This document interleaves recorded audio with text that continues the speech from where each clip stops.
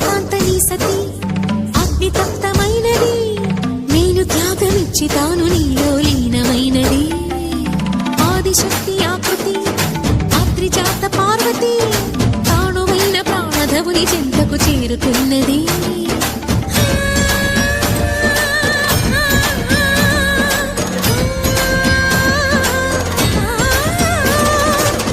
భువికి తరలించేలా ధరణి దివిని తలపించేలా